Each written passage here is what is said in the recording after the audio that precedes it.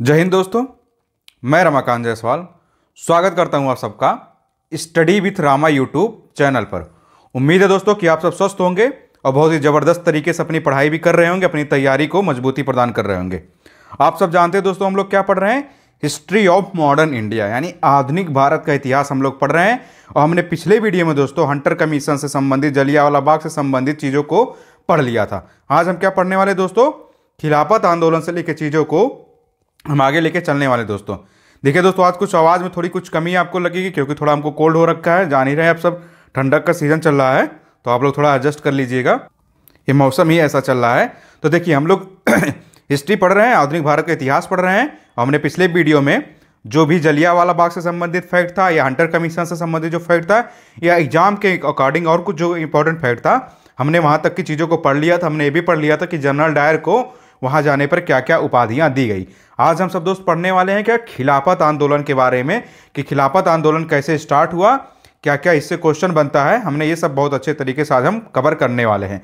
तो जो बच्चे रेगुलर ही क्लास को देख रहे होंगे, उनको ज़रूरत है दोस्तों कि बस अपना रिवीजन करते रहें, अपनी प्रैक्टिस करते रहें। बाकी जो लोग नए चैनल से जुड़े हैं दोस्तों, वो इंडियन पॉलिटी की प्लेलिस्ट में, इंडियन मॉडर्न इंडिया की जो प्लेलिस्ट दोस्तों बनी है आधुनिक भारत का, आप उसमें जाके देखेंगे, क्रम से आपको वीडियो को मिल जाएगी। और एक प्लेलिस्ट बनी है दोस्तों इंडियन पॉलिटी की, यानी भारतीय राज व्यवस्था की, तो आप वहाँ भी जाएंगे, एक चीज़ आपसे क्रम से मिल जाएगी। तो चलिए दोस्तों, हम शुरू करने वाले अपना खिलाफत आंदोलन। हम देखने वाले हैं इससे क्या क्या क्वेश्चन आपसे एग्जाम में बनता है। तो चलिए देखिए, आप लोग बहुत ध्यान से वीडियो को देखेंगे और चीज़ों को नोट डाउन भी साथ साथ करते चलेंगे। तो देखिए, हम खिलाफत आंदोलन जो हुआ था दोस्तों, उसके लिए जो कमेटी बनी थी, इसका कारण क्या था, गतिविधि का केंद्र क्या था, अभी हम इसको देखने वाले हैं। तो देखिए, खिलाफत आंदोलन को जो स्टार्ट किया गया था, इसके लिए दोस्तों एक कमेटी बनी थी। आप जानते हैं, खिलाफत आंदोलन को स्टार्ट करने के लिए एक कमेटी बनी थी दोस्तों। उस कमेटी का ही नाम था क्या था? खिलाफत कमेटी। तो यानी जो खिलाफत मूवमेंट चला था, उस मूवमेंट को चलाने के लिए एक कमेटी बनाई गई थी। उस कमेटी का नाम भी था दोस्तों खिलाफत कमेटी। और उस कमेटी में दोस्तों कुल 6 सदस्य थे, तो आप उनके भी नाम याद रखेंगे। ये आपसे बहुत क्वेश्चन पूछा गया कि खिलाफत कमेटी में सदस्य कौन कौन थे। तो देखिए, एक थे हकीम अजमल खान, दूसरे थे दोस्तों डॉक्टर अंसारी, तीसरे थे दोस्तों हसरत मोहानी, चौथे थे शौकत अली, पांचवें थे मोहम्मद अली, और छठवें थे दोस्तों अबुल कलाम आज़ाद। तो आप याद रखेंगे, ये जो खिलाफत आंदोलन को चलाने के लिए जो खिलाफत कमेटी बनाई गई थी, उस खिलाफत कमेटी में अगर आपसे पूछा जाए कुल कितने सदस्य थे, तो कुल 6 सदस्य थे, यानी कुल 6 मेंबर्स थे। और ये भी पूछा गया दोस्तों, क्वेश्चन पूछ लिया गया कि निम्नलिखित में से कौन खिलाफत आंदोलन में या खिलाफत कमेटी में शामिल था, या कभी कभी ऐसा पूछा जाता है कि निम्नलिखित में से कौन खिलाफत कमेटी में शामिल नहीं था। तो आप ये नाम याद रखेंगे दोस्तों। एक कौन थे दोस्तों? हकीम अजमल खान। दूसरे कौन थे दोस्तों? डॉक्टर अंसारी। तीसरे कौन थे दोस्तों? हसरत मोहानी। चौथे कौन थे? शौकत अली। पांचवे कौन थे? मोहम्मद अली। और छठवें कौन थे? अबुल कलाम आज़ाद। तो ये 6 नाम आप याद रखिएगा दोस्तों। इस 6 के 6 किससे जुड़े थे? खिलाफत कमेटी जो बनाई गई थी, उस खिलाफत कमेटी के लोग क्या थे? सदस्य थे। अब हम देखते हैं दोस्तों, इसको प्रारंभ करने का श्रेय किसको दिया जाता है? यानी ये जो खिलाफत मूवमेंट चलाया गया था, इस मूवमेंट को प्रारंभ करने का श्रेय देखिए दोस्तों 2 लोगों को दिया जाता है, एक शौकत अली, एक मोहम्मद अली। तो आप ये नाम याद रखिएगा। अगर आपसे पूछा जाए कि जो खिलाफत आंदोलन स्टार्ट किया गया था, इस खिलाफत आंदोलन को चलाने का श्रेय किसको दिया जाता है, यानी प्रारंभ करने का श्रेय किया जाता है, तो इसमें आप 2 नाम याद रखेंगे। एक दोस्तों कौन? शौकत अली, और दूसरे कौन थे दोस्तों? मोहम्मद अली। आप देख रहे हैं, ये दोनों खिलाफत कमेटी के सदस्य भी थे, शौकत अली और मोहम्मद अली जो दोस्तों, इन्होंने ही इस आंदोलन को प्रारंभ करने का श्रेय दिया जाता है, और ये दोनों खिलाफत कमेटी के सदस्य भी थे। तो आप ऐसे भी याद रखेंगे कि खिलाफत मूवमेंट को प्रारंभ करने का श्रेय किसको दिया जाता है, तो मोहम्मद अली और शौकत अली, और ये दोनों खिलाफत कमेटी के सदस्यों में भी शामिल थे। तो आप ये दोस्तों बहुत अच्छे से ये याद रखिएगा। अब हम देखते हैं दोस्तों, इसको प्रारंभ करने का कारण क्या था। आप जानते हैं, जब अगर कोई आंदोलन स्टार्ट किया जाता है, तो हर आंदोलन के स्टार्ट करने का कोई कारण होता है, कोई उद्देश्य होता है। अगर हम कोई मूवमेंट चलाएंगे, कोई आंदोलन चलाते हैं, आज भी देखते हैं कि विरोध प्रदर्शन होता है। आपने अभी देखा था, पहले कुछ समय पहले दोस्तों, आपने बड़ी मात्रा में देश में देखा होगा कि किसान बिल को लेकर बहुत विरोध हुआ था। तो जब उसके लिए आंदोलन चला गया था, तो उसका उद्देश्य था ना, उसका उद्देश्य ये था कि केंद्र सरकार जो बिल लेके आई, इस बिल को वापस ले।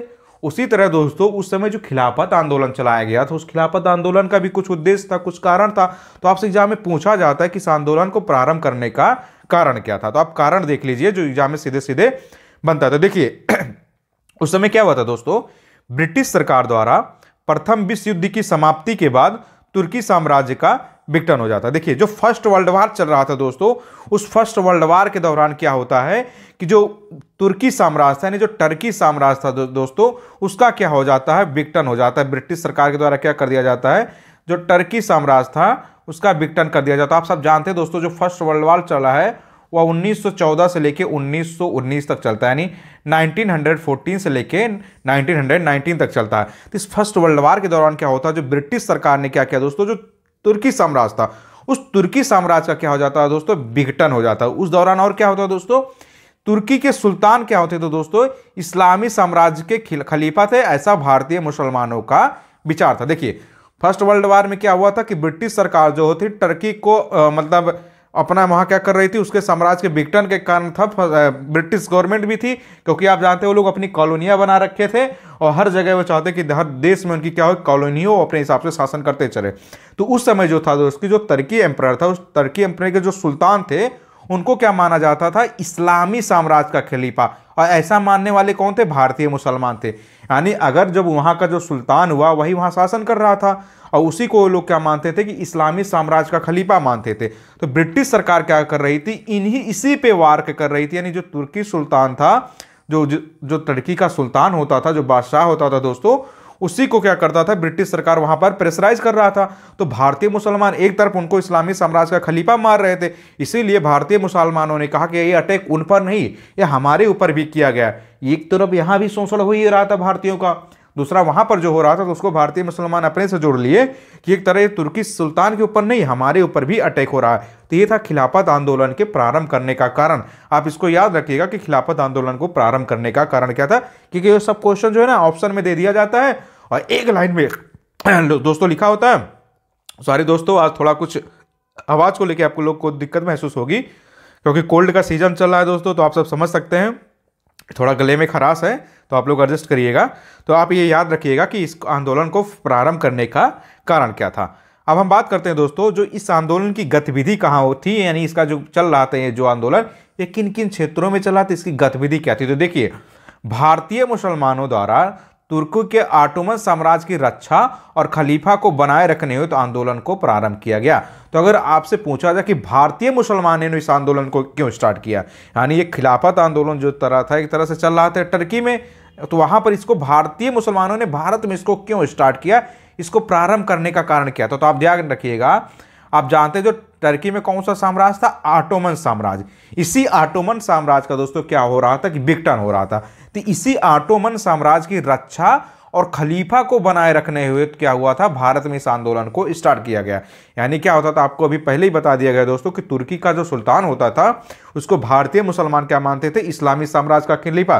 तो जब दोस्तों उनका साम्राज्य ही नहीं रह जाएगा तो सुल्तान ही नहीं रह जाएगा, और जब सुल्तान नहीं रह जाएगा तो खलीफा नहीं रह जाएंगे। तो इसीलिए क्या होता, इसी साम्राज्य की रक्षा और खलीफा के पद को बनाए रखने के लिए दोस्तों भारतीय मुसलमानों ने इसको क्या किया, भारत में प्रारंभ किया खिलाफत आंदोलन को। इसको पूछा भी जाता है दोस्तों, खिलाफत आंदोलन कब स्टार्ट किया गया था, तो आप याद रखिएगा 23-24 नवंबर 1919, कहां पर, दिल्ली में। तो ये आपसे पूछा भी गया दोस्तों कि खिलाफत आंदोलन को स्टार्ट कब किया गया था। तो यहां डेट और ईयर दोनों ही बहुत महत्वपूर्ण है दोस्तों। अगर आपसे पूछा जाए खिलाफत आंदोलन को कब स्टार्ट किया गया, तो आप याद रखिएगा 1919 में, यानी 1919 में स्टार्ट किया गया था दोस्तों। कब, 23-24 नवंबर को, यानी 23 नवंबर भी है 24 नवंबर, इसी के आसपास दोस्तों मध्यरात्रि के समय था, तो इसलिए दोनों डेट शामिल कर लिया जाता है।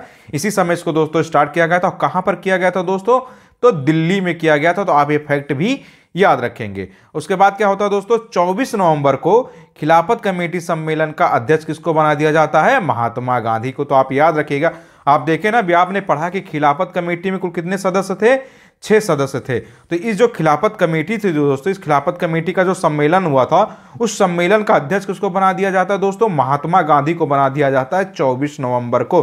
तो आप याद रखिएगा, इसमें लोग गलती कर दे देते हैं कि क्या खिलाफत कमेटी का जो सम्मेलन हुआ था क्या उसके अध्यक्ष महात्मा गांधी थे, तो लोग इसको गलत कर देते हैं सर, वो लोग सोचते हैं कि गांधी जी इसके अध्यक्ष नहीं थे। तो आप याद रखिएगा कि जो खिलाफत कमेटी हुआ था, इस खिलाफत कमेटी के गांधी जी अध्यक्ष थे। ये क्वेश्चन बार बार पूछा गया, बार बार भी लोगों से गलतियां हो जाती है, क्योंकि वो लोग इसको इंटरलिंक ही नहीं कर पाते। हमने अपने पिछले वीडियो में चीजें बता रखी है जिन्ना ने इसको लेके विरोध भी किया था। तो जो लोग मतलब पिछला वीडियो नहीं देखे होंगे दोस्तों, आप वहां देखिएगा, तब आप चीज़ों को कोरिलेट कर पाएंगे, चीज़ों को इंटरलिंक कर पाएंगे। इसलिए मैं आपसे बार बार बोलता हूं कि आप एक क्रम से चीज़ों को देखने की कोशिश करें। तो आप दोस्तों, उम्मीद है कि आप सब इस अच्छे से समझ गए होंगे कि जो खिलाफत आंदोलन है, इस खिलाफत आंदोलन को प्रारंभ करने का कारण क्या था, इसको प्रारंभ करने का श्रेय किसको दिया जाता है, इसका अध्यक्ष कौन था, इसके सदस्य कितने थे, कब स्टार्ट किया गया था, किस प्लेस पे किया गया था। तो आप बहुत अच्छे से दोस्तों चीज़ों को रट लीजिएगा और नोट डाउन करते रहेंगे, बार बार इसको रिवाइज करते रहेंगे, बार बार इसको पढ़ते रहेंगे, तो चीज़ें आपको आसान हो जाएगी, आपको बहुत अच्छे से समझ में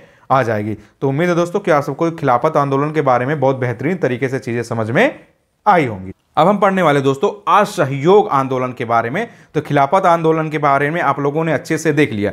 देखिए दोस्तों, मैं अपने हर वीडियो में बोलता हूं, इस वीडियो में भी बोलने वाला हूं कि आप लोग रिवीजन नहीं छोड़ेंगे, आप अपना रिवीजन भी करते रहेंगे और अपनी प्रैक्टिस भी करते रहेंगे। ये आपके लिए बहुत ही इंपॉर्टेंट है। पढ़ाई के साथ साथ आप इसको भी याद रखिएगा कि आपके टाइम टेबल में ये चीज़ें शामिल होनी चाहिए, डेली ये चीज़ें आपके पास होनी चाहिए कि आपने जिसको भी पढ़ा है, अगर आप 3 घंटा पढ़ रहे हैं, कोई सब्जेक्ट पढ़ रहे हैं, मान लीजिए आपका डेली का रूटीन 6 घंटा है कि आप 6 घंटा दिन में दे पा रहे हैं, तो अगर आप 6 घंटे में इस टाइम टेबल में आप इसी 6 घंटे में अपने पढ़ाई को भी जारी रखिए कि हमको हाँ ये सब्जेक्ट पढ़ना है, और इसी में आपका रिवीजन भी शामिल हो और इसी में आपकी प्रैक्टिस सेट्स भी शामिल हो। तो इसलिए आप अपने टाइम क्या है, आपका पढ़ने का टाइम भी ज़्यादा होना चाहिए ताकि आप चीज़ों को रिवाइज करें, प्रैक्टिस करते रहेंगे, तभी आपको कॉन्फिडेंस आता जाएगा। जब आप चीज़ें प्रैक्टिस करेंगे ना, तब आपको लगेगा कि आपका पढ़ने का जो तरीका है वो बहुत सही है। तो अब दोस्तों हम देखने वाले हैं असहयोग आंदोलन के बारे में, इसको इरोज कर देते हैं।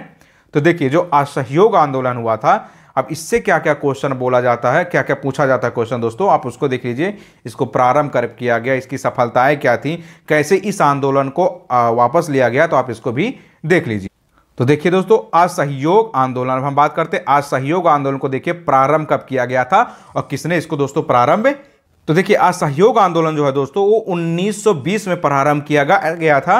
1 अगस्त को किसके द्वारा किया गया था, गांधी जी के द्वारा किया गया। तो आप इसको याद रखिएगा, ये बहुत इंपॉर्टेंट फैक्ट है दोस्तों कि असहयोग आंदोलन को कब प्रारंभ किया गया था, 1 अगस्त 1920 को। तो यहां भी दोस्तों डेट और ईयर दोनों याद है, यानी असहयोग आंदोलन कब प्रारंभ किया गया था, 1920 में किया गया था, 1920 में किया गया था। ये था दोस्तों ईयर इसका। अगर डेट पूछा दिया जाए तो दोस्तों 1 अगस्त, यानी अगस्त की पहली तारीख को ही असहयोग आंदोलन 1920 में स्टार्ट कर दिया गया था। और इसको दोस्तों स्टार्ट किसने किया था, महात्मा गांधी ने किया था। तो आप ये फैक्ट भी याद रखेंगे कि असहयोग आंदोलन को दोस्तों तो प्रारंभ किसने किया था। तो दोनों फैक्ट आपके लिए बहुत इंपॉर्टेंट है और सीधे सीधे ऐसे ही क्वेश्चन पूछा जाता है। तो आप याद रखेंगे 1 अगस्त 1920 को स्टार्ट किया गया था, किसके द्वारा किया गया था, महात्मा गांधी जी के द्वारा किया गया था। अब हम देखते हैं इसके लिए जो कांग्रेस का अधिवेशन हुआ था, जानते हैं ना कांग्रेस का एक वार्षिक अधिवेशन होता था, लेकिन कभी कभी कुछ परिस्थितियां बीच में ऐसी हो जाती थी कि उनका एक स्पेशल अधिवेशन होता था। वार्षिक अधिवेशन का मतलब क्या होता था कि एक अधिवेशन उनका फिक्स होता था कि दिसंबर महीने में साल के अंत में होगा। मान लीजिए कोई अधिवेशन अगर उनका दिसंबर 1918 में हुआ है तो अगला जो होगा उनका दिसंबर 1919 में होगा, फिर उसके अगला जो होगा दिसंबर 1920 में होगा। तो ऐसे उनका वार्षिक अधिवेशन फिक्स था। लेकिन कब क्या होता था, बीच में कुछ स्पेशल कंडीशन आ जाती थी, कुछ ऐसी परिस्थितियां हो जाती थी, अंग्रेजों की कुछ ऐसी नीतियां आ जाती थी या कुछ इस तरह के जन आंदोलन या विद्रोह भर आते थे कि एक इनका स्पेशल अधिवेशन होता था। तो देखिए 1920 में 2 अधिवेशन होते हैं कांग्रेस के, एक होता स्पेशल अधिवेशन, एक होता वार्षिक अधिवेशन। तो हम देखते हैं स्पेशल अधिवेशन में क्या किया गया था और इसका जो वार्षिक अधिवेशन होता है दोस्तों उसमें क्या किया गया था। तो देखिए क्या होता है दोस्तों, इनका जो स्पेशल अधिवेशन होता है यानी जो विशेष अधिवेशन होता है कांग्रेस का, वह सितंबर 1920 में होता है, कलकत्ता में होता है। इसमें क्या किया गया दोस्तों, असहयोग का प्रस्ताव पेश किया गया। इसके प्रस्तावक कौन थे, गांधी जी, और इसका विरोध किसने किया था, तो CR दास ने। तो आप याद रखिएगा, अगर आपसे पूछा जाए कि जब असहयोग आंदोलन कब स्टार्ट हुआ था, 1 अगस्त 1920 में, आप इसको ये डेट याद रखेंगे तो इसका मतलब इसके बाद ही इसका स्पेशल अधिवेशन होगा। तो अगर आपसे पूछा जाए कांग्रेस का स्पेशल अधिवेशन असहयोग आंदोलन के दौरान कब हुआ था, तो वह हुआ था सितंबर 1920 में। तो ये भी आपको याद रहना चाहिए। और कहां पर हुआ था दोस्तों, कलकत्ता में, सितंबर 1920 में कलकत्ता। ये दोनों ही फैक्ट बहुत इंपॉर्टेंट है। इसमें जो असहयोग से संबंधित जो प्रस्ताव लाया गया था दोस्तों, इस प्रस्ताव के प्रस्तावक कौन थे, वो थे गांधी जी। मतलब ये जो असहयोग से संबंधित जो प्रस्ताव आया था, प्रस्तावक का मतलब होता है किसने इस असहयोग प्रस्ताव को पेश किया था, सभा के सामने किसने रखा, अधिवेशन के सामने इस प्रस्ताव को किसने लेके आया, तो वह कौन थे, प्रस्तावक कौन थे दोस्तों इसके थे, वह थे गांधी जी। और इसी प्रस्ताव का दोस्तों विरोध किसने किया था, तो CR दास थे। यहाँ CR दास का नाम दोस्तों पूरा नाम है चित्तरंजन दास, तो आप याद रखेंगे CR दास मतलब चित्तरंजन दास, तो ये नाम आप याद रखिएगा। प्रस्तावक थे दोस्तों गांधी जी, विरोध किया था CR दास ने। अब इसी के बाद जो दोस्तों इसका वार्षिक अधिवेशन होता है, मतलब जो हर साल पे होता है, जो एनुअल अधिवेशन होता है दोस्तों, वह कब होता है, दिसंबर 1920 में होता है। या कहां पर होता है, नागपुर में होता है। तो सितंबर 1920 में इसका विशेष अधिवेशन होता है, यानी स्पेशल सेशन ऑर्गेनाइज किया जाता है। तो इसका जो वार्षिक होता है, जो एनुअल कब होता है दोस्तों, वह होता है दिसंबर 1920 में। यह कहां पर होता है, यह होता है नागपुर में। तो आप ये फैक्ट याद रखेंगे। इसमें क्या होता है दोस्तों, असहयोग प्रस्ताव जो लाया गया था, इसके प्रस्तावक कौन थे, तो इसके प्रस्तावक थे CR दास, यानी यही चित्तरंजन दास जिसने दोस्तों 1900 जो इसका स्पेशल अधिवेशन में हुआ था, इसमें इन्होंने इसका विरोध किया। जो गांधी जी ने असहयोग प्रस्ताव को प्रस्तावित किया था, इसमें इन्होंने इसका विरोध किया। लेकिन जब इसका वार्षिक अधिवेशन होता है, जो सालाना अधिवेशन होता है नागपुर में दिसंबर 1920 में, उसमें क्या होता है दोस्तों कि इस असहयोग प्रस्ताव के प्रस्तावक कौन थे, यही CR दास यानी चित्तरंजन दास जी ही थे। तो आप ये दोनों नाम याद रखिएगा, दोनों अधिवेशन भी याद रखिएगा कि सितंबर 1920 में क्या हुआ था और दिसंबर 1920 में क्या हुआ था, क्योंकि आपसे दोनों ही क्वेश्चन पूछे जाते हैं। बहुत बड़ी मात्रा में क्वेश्चन बार बार एग्जामों में रिपोर्ट होते हैं। आप अगर अपना एग्जाम, जिस भी एग्जाम की प्रिपरेशन कर रहे होंगे, आप उसको देखेंगे दोस्तों, तो आपके हर एक एग्जाम में यह चीजें रिपीट होती जाएंगी। आपको वहां मिलता जाएगा कि ये चीजें बार बार रिपीट होती गई हैं। अब हम देखते हैं दोस्तों, ये जो असहयोग आंदोलन हुआ था, इस असहयोग आंदोलन की सफलताएं क्या थी, किस हद तक यह आंदोलन सफल रहा, हम उसको देख लेते हैं, क्योंकि इससे भी क्वेश्चन पूछा गया। तो देखिए, अगर इसकी सफलताएं की बात की जाए दोस्तों, तो देखिए, जनता के मन से ब्रिटिश शक्ति का भय हट गया। यानी जब ये असहयोग आंदोलन चलाया गया दोस्तों, तो इसके दौरान क्या होता है, 1 अगस्त 1920 के दौरान, कि जो जनता के मन में जो ब्रिटिश शक्ति का डर था ना, जानते ना कि हमारा जीवन में जिस दिन डर खत्म हो जाए किसी भी फील्ड में, तो हम दोस्तों कामयाब हो जाएंगे। जैसे हमें एग्जाम को लेके भी फियर रहता है ना, डर रहता है कि एग्जाम आने वाला, क्या होगा, हम फेल होंगे कि पास होंगे, फेल होंगे कि पास होंगे। यही डर अगर हट जाए ना हमारे अंदर से, तो हमारी सफलता के लिए हम जान लीजिए ऑलरेडी आगे बढ़ चुके हैं। तो उसी तरह क्या हुआ था दोस्तों, ये जो असहयोग आंदोलन चल रहा था, तो उसने क्या किया, जनता के मन से ये जो ब्रिटिश शक्ति का भय था ना, कि मतलब ब्रिटिश शक्ति हमें कुचल देगी, हमें मार देगी, ये कर देगी, ये डर जो था वो हटने लगा। यानी धीरे धीरे लोगों के अंदर से ब्रिटिश शक्ति के प्रति जो डर था वह कम होने लगा। और क्या हुआ दोस्तों, पहली बार देश की जनता संगठित हुई। आप जान रहे हैं कि जो असहयोग आंदोलन था यह बड़े पैमाने पर चलाया गया था देश में। इसमें क्या होता कि पहली बार, यानी भारत जैसे देश में दोस्तों क्या होता, फर्स्ट टाइम जो देश की जनता थी ना, वो संगठित हो गई, मतलब ऑर्गेनाइज्ड हो गई। संगठित का मतलब होता ऑर्गेनाइज्ड हो गई, मतलब एक टारगेट था कि हमें असहयोग आंदोलन चलाना है। असहयोग का मतलब हमें अंग्रेजों का सहयोग नहीं करना। सहयोग और असहयोग आप याद रखिएगा, कोऑपरेशन, नॉन कोऑपरेशन।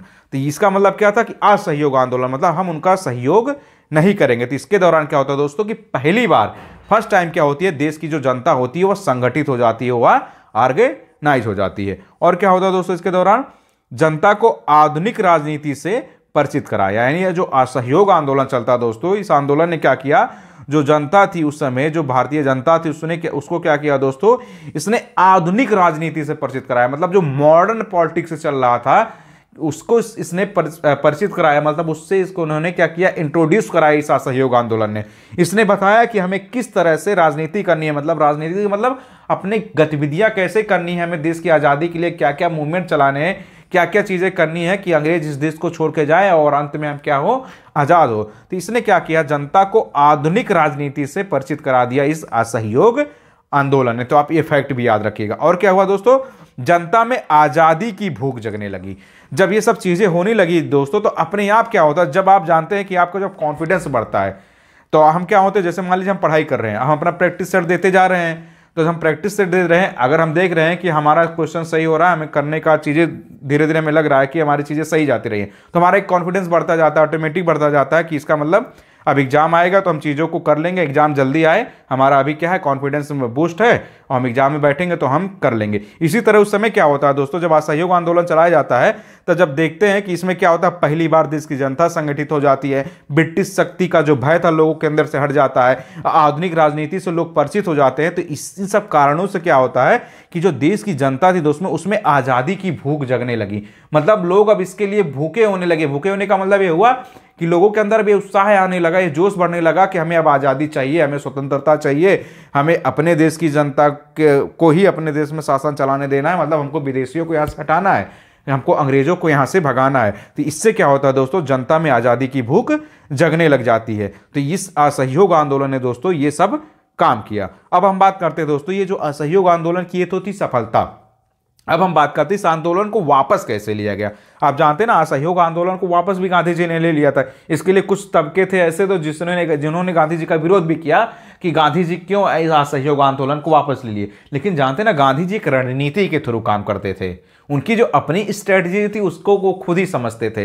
तो ऐसा नहीं है कि मतलब उन्होंने एक आंदोलन को वापस ले लिया तो इसका मतलब उनके आगे कोई फर्दर प्लान नहीं था। नहीं, उनका अगर एक वो आंदोलन को वापस लेते थे तो उनके दिमाग में एक दूसरी चीजें होती थी। तो अब देखते हैं क्यों हुआ। तो आप जानते हैं दोस्तों, जो चौरी चौरा कांड है, इससे भी बहुत क्वेश्चन पूछा गया है। तो चौरी चौरा कांड कब होता है? 4 फरवरी 1922 को होता है। किसी किसी बुक में दोस्तों ये दे दिया जाता है 5 फरवरी 1922। तो आप अभी से देख लीजिएगा 5 फरवरी 1922 जहां दिया गया है यह गलत है।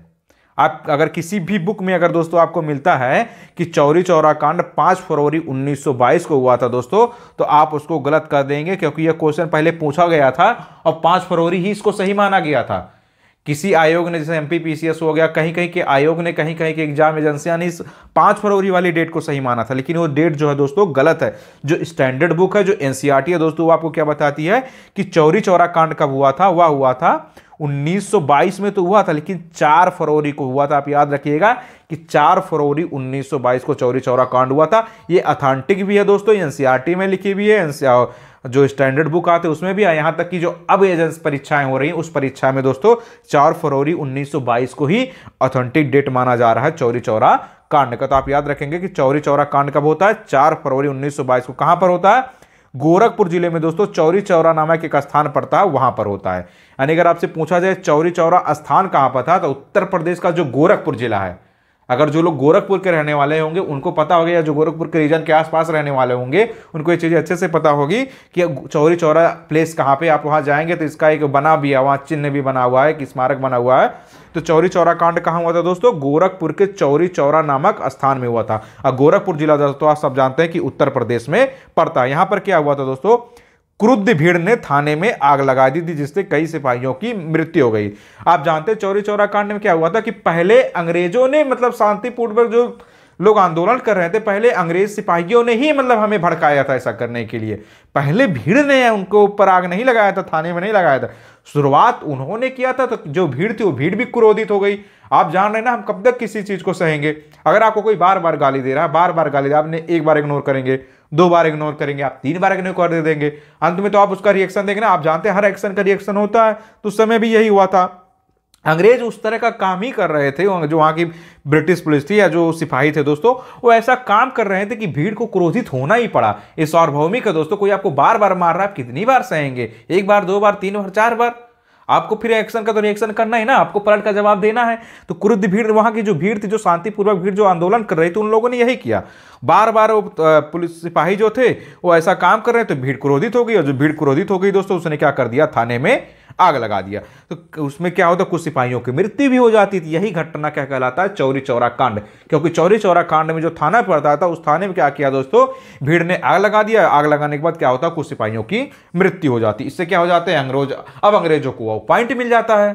वो यही तो चाहते थे कि हर आंदोलन को दबाने का उनको कोई पॉइंट मिले, ताकि हम ये कह सके कि आप आंदोलन हिंसात्मक रूप से कर रहे हैं। इसीलिए गांधी जी बार बार जोर देते थे अहिंसा, अहिंसा। उनका अहिंसा का जो कॉन्सेप्ट यही था ना, वो जानते थे कि अगर हम हिंसा करेंगे तो अंग्रेज तो आसानी से हमें दबाने की कोशिश करेंगे। इसलिए वो अहिंसा वाले आंदोलन को ज्यादा जोर देते थे कि हमें हिंसा पे नहीं करना है, हमें अहिंसा वाला फंडे को लेके चलना है। लेकिन वहां ऐसी कुछ कंडीशन बन जाती है दोस्तों कि जो शांतिपूर्वक जो भीड़ अपना विरोध कर रही थी उनको क्या करना पड़ा, थाने में आग लगाना ही पड़ा। इसमें उनकी गलती नहीं थी, गलती तो उन्हीं की थी, अंग्रेजों की थी, ब्रिटिश सिपाहियों की थी। तो लोगों ने एक्शन ले लिया। तो वो जब ले लिया तो भैया तो गांधी जी को क्या करना था, आंदोलन को वापस लेना था। क्योंकि गांधी जी अगर आंदोलन ना वापस लेते तो ब्रिटिश क्या करती, इसको दबाने के लिए वो भी हिंसा पे उतारे हो जाती। तो गांधी जी के आंदोलन वापस लेने का दोस्तों एक कारण यही था कि उस समय क्या था, वो देखिए उनका जो स्ट्रेटजी था उसके बारे में आप स्पेशल जब कभी गांधी जी के बारे में पढ़ाऊंगा तो आपको बताऊंगा कि उनके आंदोलन चलाने के पीछे का क्या उद्देश्य रहता था, उस आंदोलन को पीछे लेने का क्या उद्देश्य रहता था, मतलब वो प्रारंभ करने का क्या उद्देश्य था, आंदोलन को बैकफुट पे लाने का क्या उद्देश्य था, उनकी अपनी स्ट्रेटजी होती थी। तो आप इससे अगर ये पूछा जाए असहयोग आंदोलन को वापस कब लिया गया था दोस्तों, तो 12 फरवरी 1922 को आंदोलन को वापस ले लिया गया। तो आप दोनों ही डेट याद रखेंगे दोस्तों कि चौरी चौरा कांड कब होता है 4 फरवरी 1922 को। और जो असहयोग आंदोलन था, इस असहयोग आंदोलन को वापस कब लिया गया है, 12 फरवरी 1922 को। तो आप ये दोनों ही डेट याद रखेंगे।